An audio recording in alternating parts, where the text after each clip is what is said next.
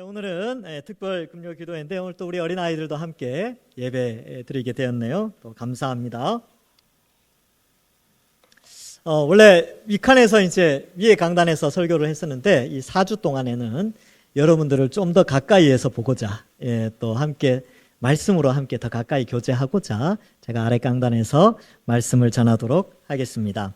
우리가 읽은 이 말라기는요, 우리 지난주까지 했던 느헤미야 시대와 아주 유사한 때입니다. 그래서 학자들마다 의견이 조금씩 다른데 거의 이 시기에 맞아요. 그래서 느헤미야 전이냐 느헤미야 후에 말라기가 활동했느냐 정확하게 알 수는 없답니다. 그러나 에스라 느헤미야 시대와 아주 유사한 현상들이 말라기의 내용에 상당히 많이 나와 있기 때문에 그 시대로 추정을 하고 있습니다. 그래서 일단은 이 1차 포로 귀환이 끝나고 나서 2차, 3차 포로 귀환 즈음하여서 이미 성전은 있지만 온전하게 예배 드리지 못하는 그런 상황들을 묘사합니다. 지난주에도 말씀을 드렸는데 왜 이 이스라엘 백성들이요 성전을 지었는데도 왜 자꾸 이렇게 죄로 가까이 나아가느냐 하면 성전을 지을 때 학개와 스가랴가 그랬어요. 야, 성전 지으면 메시아의 나라가 임할 것이다, 하나님의 나라가 임할 것이다 라고 했는데 안 일어났어요. 늦게 되는 거예요, 늦게. 그래서 기대하는 바가 빨리 일어나지 않으니까 아직 아닌가 보다 라고 생각하면서 느슨해지기 시작한 것이죠.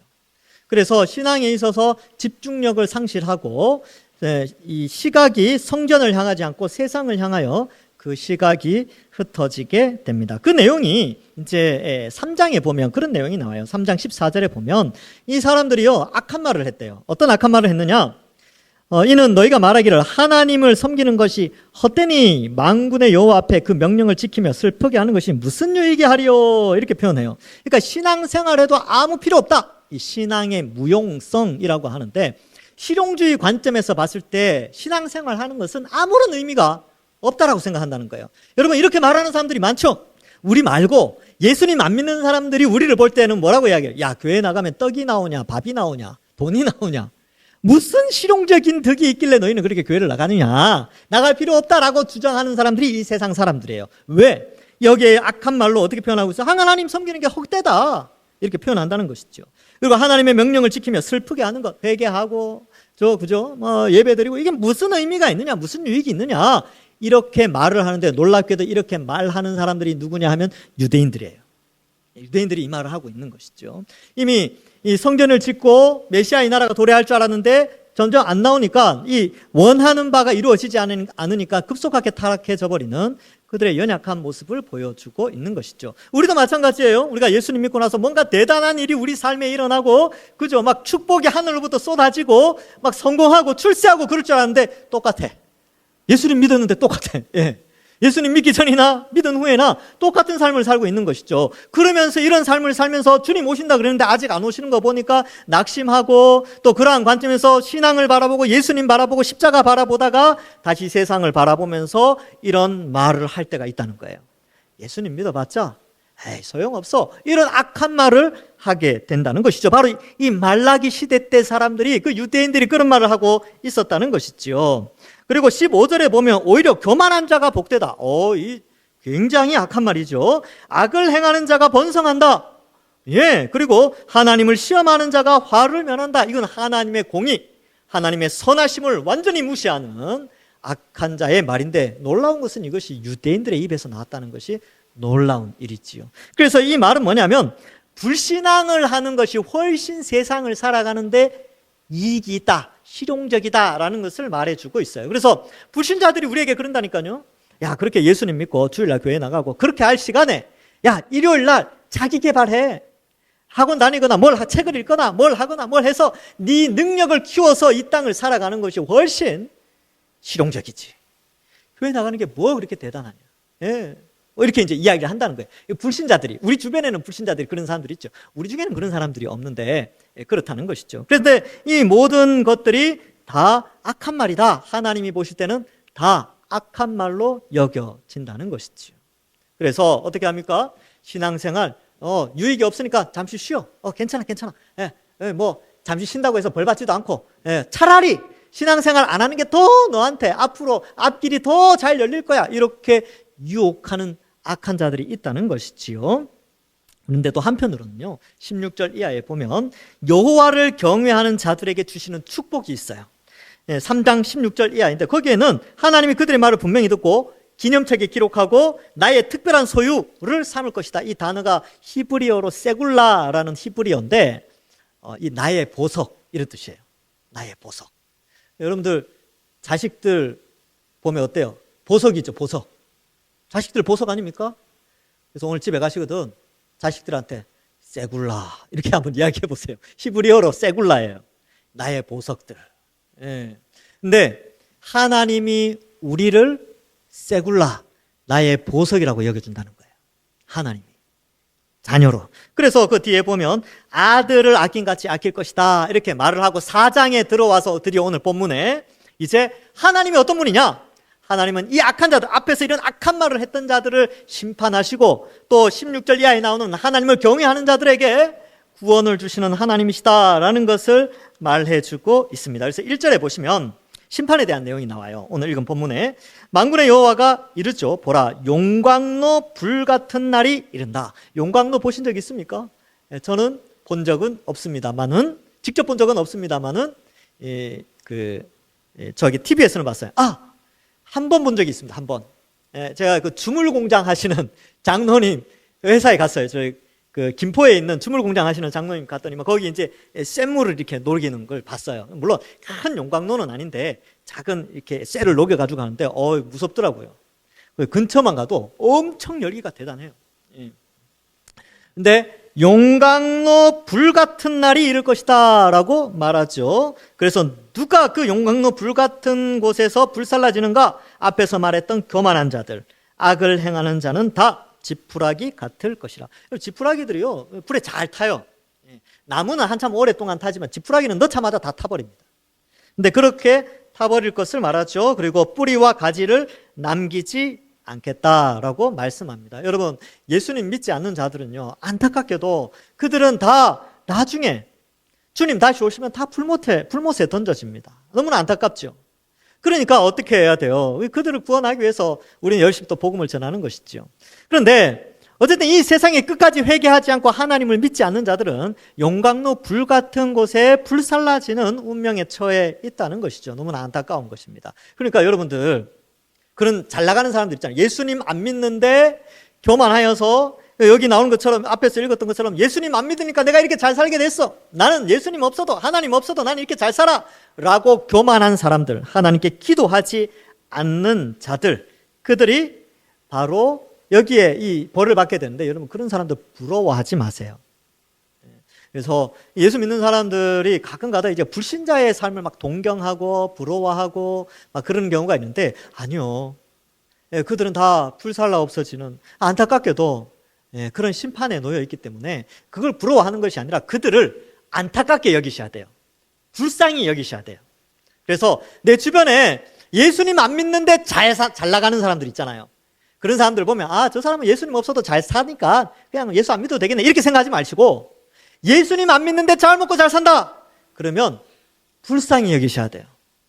불쌍히 여기시고 저들도 예수님 믿어야 될 텐데 이렇게 생각하는 것이죠. 우리 부러워하지 마세요. 근데 우리는 예수님 잘 믿는 우리는 어떻게 됩니까? 2절에 보니까 내 이름을 경외하는 너희에게는 공의로운 해가 떠올라서 치료하는 광선을 비춘다 이런 표현을 쓰고 있습니다. 여러분, 자 여기서부터는 상상력을 발휘해서 여러분들이 그림을 한번 그려보세요. 그림을. 여기 이제 표현들 하나님이 말라기를 통해서 비유를 설명하시는데 이걸 그림 언어라고 합니다. 이 그림 언어를 설명하시는데 머릿속에 생각해봐요. 자, 해가 쫙 떠올라요. 해가. 근데 그 해의 이름은 공의로운 해래요. 공의가 뭡니까? 옳음이죠. 옳음. 참된 옳은 것, 진리 뭐 이렇게 표현될 수 있는데, 공의라는 용어는 나라를 다스리는 그 중심에 있는 거예요. 근데 인간이 살아가는 세상은 이 공의가 없기 때문에 어두움으로 표현되어집니다. 그래서 이 공의 없는 어두움에 반대되는 개념으로 공의로운 해가 등장하는 것이죠. 그래서 여러분, 이 세상은 공의롭지 않아요. 여러분, 세상 살아가다 보면 억울할 때 많이 있죠. 그렇지 않습니까? 억울할 때. 왜 억울한지 아세요? 세상은 어둠에 있으니까.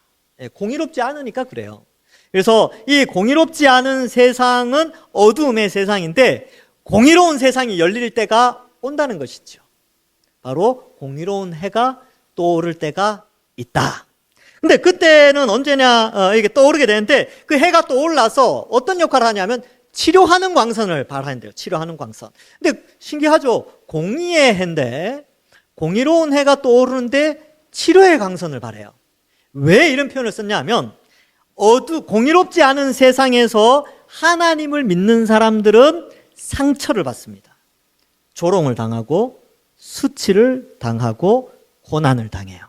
그래서 성경 66권에 보면 하나님의 백성으로 제대로 살아가는 사람들, 히브리서 11장에 기록된 믿음의 선진들의 삶을 보면 다 고난의 삶이었습니다. 여러분, 예수님 잘 믿으면요, 이 세상에서 경건하게 살고자 하는 자는요, 박해를 받습니다. 성경 디모데 전서에 나왔죠. 무릇 그리스도 안에서 경건하게 살고자 하는 자는 박해를 받으리니 라고 되어 있어요. 하나님이 우리에게 은혜를 주셨는데 바로 고난과 믿음의 은혜를 주셨다, 이렇게 표현하고 있어요. 그렇다면 우리가 정말 신실하게 공의에 합당한, 하나님의 뜻에 합당한 삶을 살면은 이 세상에서 많은 상처를 입게 되는데, 이 공의로운 해가 딱 떠올라서 그 모든 상처를 깨끗하게 치료해 준다는 것이죠. 이 그림을 잘 그리세요. 이게 이제 그런 거 있잖아요. 내가 막 상처를 많이 받았어. 많이 받았는데 해가 딱 떠올랐는데 우와, 막 상처가 막 낫는 거예요. 광선을 비추리니 너희가 나가서 외양간에서 나온 송아지같이 뛰리라. 제가 옛날에 그 그림 그렸어요. 그림 그리는데 외양간 그려놓고 나가서 이제 사람 이렇게 그려서 막 춤추는 거 이렇게 그림을 한번 그려봤어요. 저기에 이제 산에 해가 딱 떠오르고 해 바짝바짝 이렇게 그림 그려놓고, 그 그림을 그렸어요. 그 상상하라는 것이죠. 그래서 우리는 외양간에서 나간 소가 뛰잖아요. 즐겁게 막 팔짝팔짝 뛴단 말이죠. 그런 기쁨의 시대가 온다는 것을 가르쳐주고 있습니다. 그래서 우리가 보면 여기에서 주는 메시지는 뭐냐면, 우리가 예수님 믿으면서 고난당하고 힘들고 지치고 어렵고 때로는 낙심하고 좌절하고 마음의 상처도 입고 그럴 때가 있지만, 공의로운 해가 있으면 치유함이 있다는 거죠. 이 공의로운 해는 예수 그리스도입니다. 그래서 이미 이 공의로운 해는 떠올랐어요.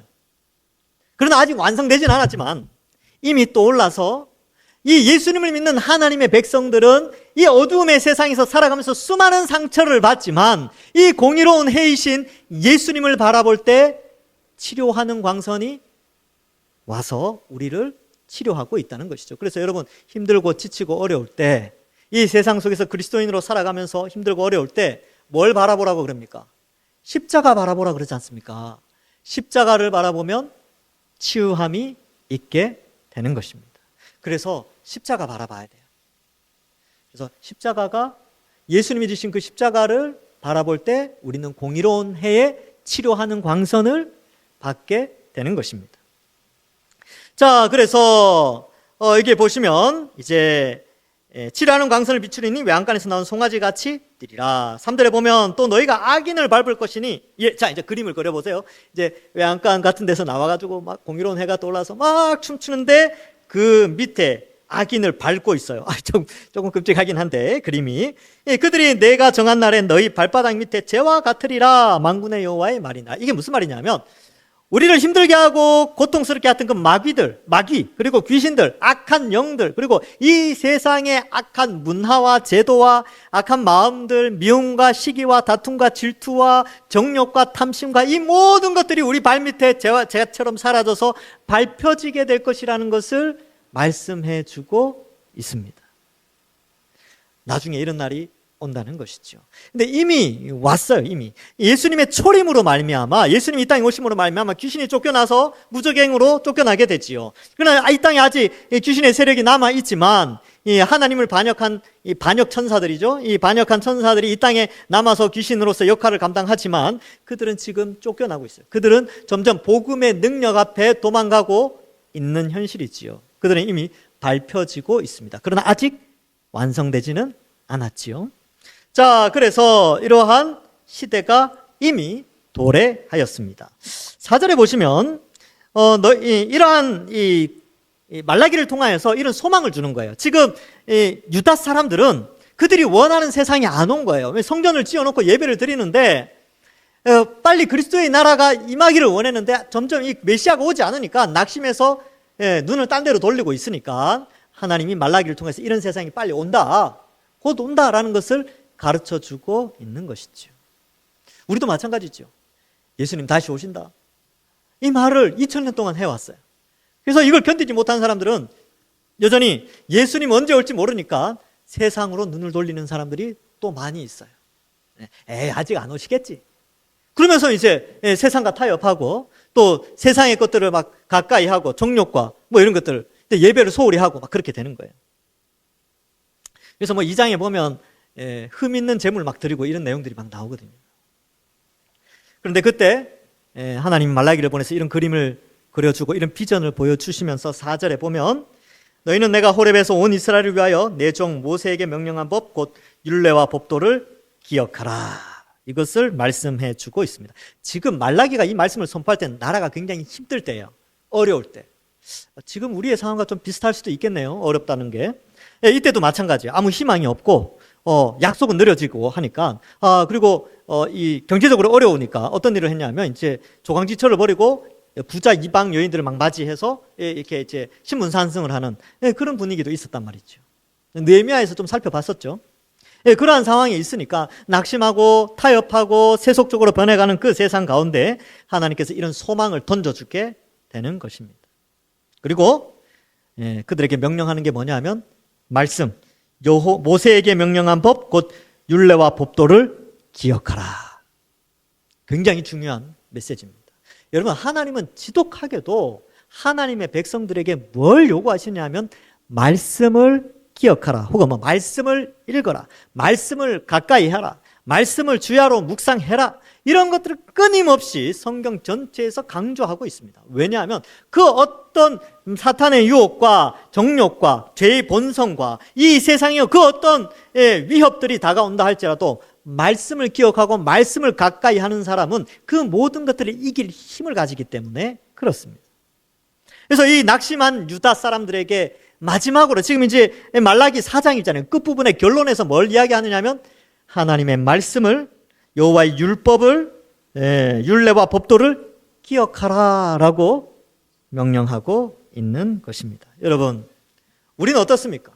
이 마지막 때에 많은 사람들이 예수님을 믿는 것 같은데도 세상과 여전히 타협해서 살기도 하고, 예수님 믿는 사람인지 아닌지 구분이 참 쉽지 않은, 또 이 세상의 세속의 물결이 교회 안에 마음껏 들어와서 자리를 잡고자 하는 이러한 세상 속에서 우리 교회는 어떻게 해야 될까요? 말씀으로 돌아가야 됩니다. 말씀을 가까이 해야 되고요. 그래서 말씀을 안 읽는 것을 당연시 여기는 문화가 아니라 말씀을 읽지 않는 것이 그것이 잘못된 것임을 알고 말씀을 가까이 하는 이러한 교회의 본질을 회복해야 하는 것이지요. 그래서 많은 사람들이 여기에서 승부가 결정나요. 그래서 여러분 이제 제가 이제 어떤 어려움이 있는 분들하고 늘 이야기를 하면 항상 제가 마지막에 그 말을 해요. 성경 읽습니까? 성경 읽으십시오. 성경을 읽기 시작하십시오. 그렇게 권면을 합니다. 성경을 읽지 않으면 너무나 유혹에 취약해지기 때문에 그렇습니다. 그래서 성경 읽어야 됩니다. 그리고 예배 시간에 설교에 집중을 해야 되고요. 양육 과정도 관심을 가지고 들어야 되죠. 그리고 주보에 있는 주간 말씀도 하시고 그렇게 해야 하는 것입니다. 자, 이렇게 말씀을 가까이 하게 하여야 하지요. 자, 그리고 5절에 보면 보라, 너희가 이렇게 말씀을 기억하고 말씀을 가까이 하면 보라, 여호와의 크고 두려운 날이 이르기 전에, 심판의 날이 이르기 전에 선지자 엘리야를 너희에게 보내겠다, 이렇게 말씀하고 있습니다. 여러분, 이 말세를 살아가는 때에 이제 예수님 오시기 전에 우리가 이 신앙생활을 할 때 많이 지치고 힘들 때도 있어요. 그리고 다른 사람을 의식할 때도 많이 있습니다. 그래서 힘들 때도 있어요. 다른 사람의 눈을 의식하기 때문에, 다른 사람이 나를 어떻게 평가할까, 그런 것 때문에 힘들어하기도 하고요. 또 다른 사람과 뭐 이렇게 봤을 때 막 나만 손해 보는 것 같기도 하고, 뭐 그럴 때가 있다는 것이죠. 그래서 남의 평가에 대해서도 우리 교회 안에서 많이 힘들어할 때가 있어요. 그 상처를 받죠. 여기 이제 오늘 특별 금요 기도회 가운데 교사 그리고 봉사하시는 분들, 사역 하시는 분들이 있는데 어떻습니까? 여러분, 여기 나오는 상처 입은 성도들처럼 좀 그런 모습 아닙니까? 또 다른 사람이 나를 어떻게 할까 뭐 이렇게 생각하지 않습니까? 근데 여러분, 이럴 때 말씀을 기억하시고 또 이 하나님이 우리를 지켜보고 하나님이 판단하신다 이렇게 생각하십시오. 저도 저나 여러분들이나 마찬가지예요. 사실은 사람은 다른 사람의 칭찬을 먹고 이제 힘을 얻잖아요. 그래서 뭐 고래도 칭찬에 고래도 뭐 춤춘다 뭐 그런 말도 있는데 그것도 참 좋은 말이긴 한데요. 성경에는 이런 말도 있어요. 고린도전서 4장 3절과 4절에 보면 너희에게나 다른 사람에게나 판단받는 것이 내게는 매우 작은 일이다 이렇게 표현하고 있어요.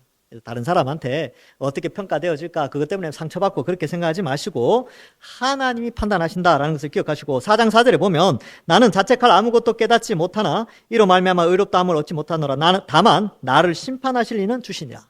여러분 힘들고 어렵죠. 예, 봉사하고 직분 감당하고 막 그럴 때 힘들어요.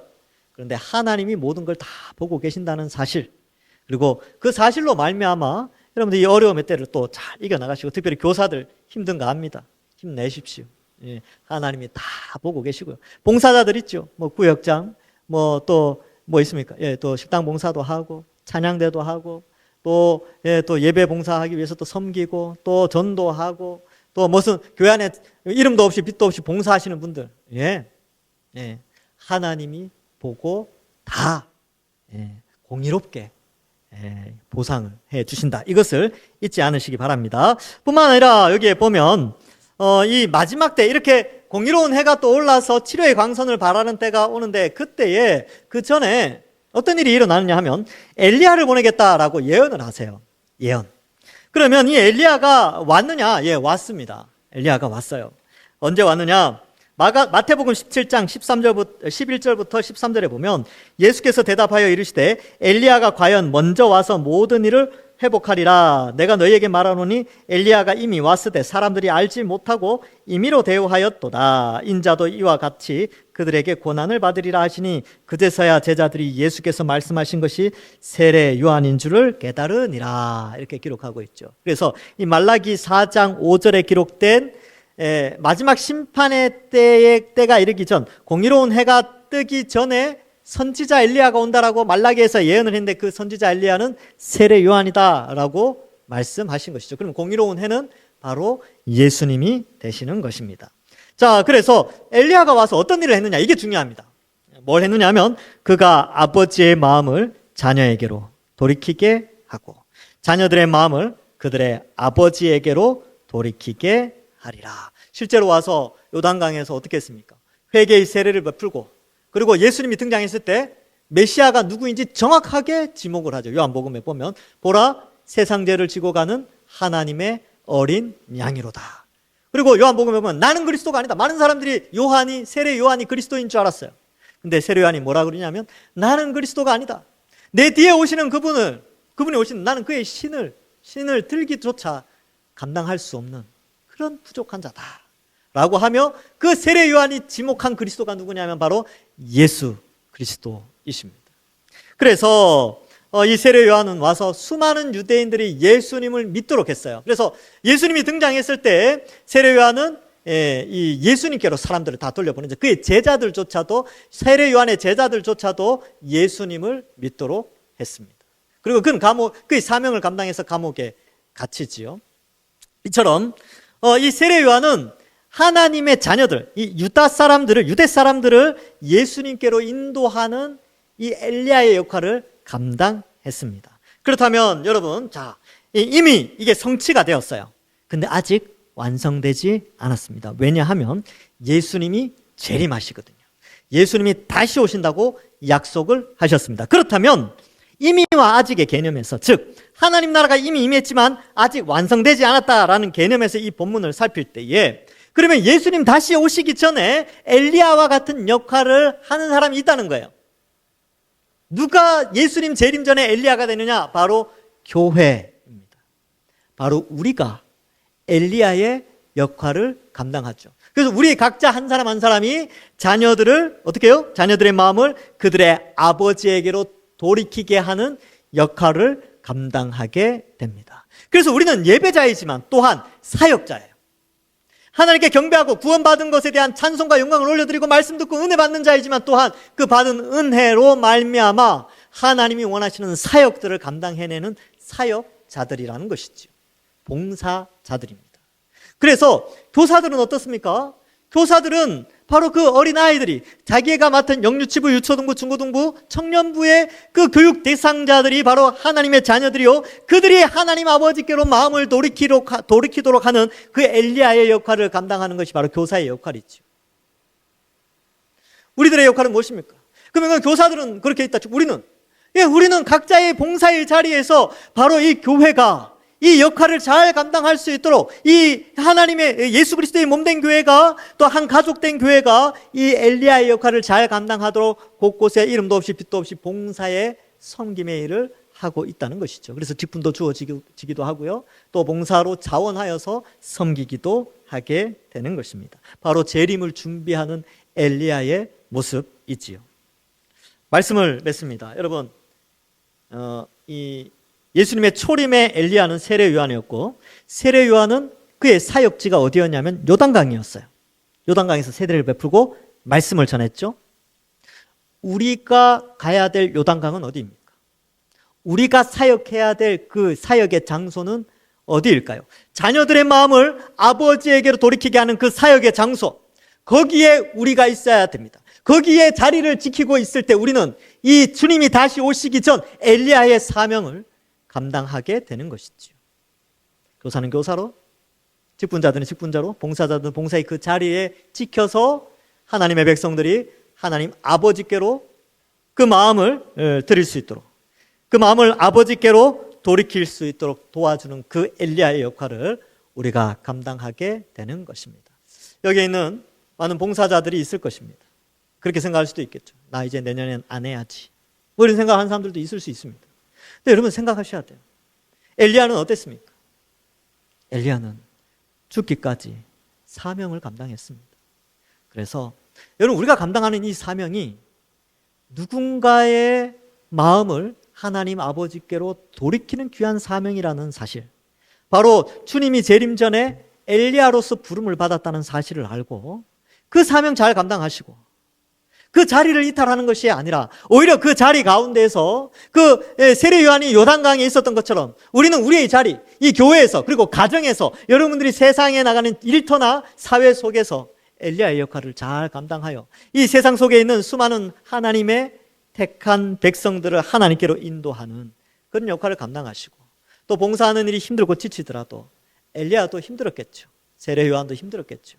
그리고 우리도 힘든 것 하나님이 다 아십니다. 그러나 하나님이 하늘 창고에 다 기억하시고 복 주신다는 사실을 알고, 이 거친 세상 가운데 또 언제 주님 오실지 모르고, 확실한 것은 주님 오실 날이 어제보다 오늘 하루 빨라졌습니다.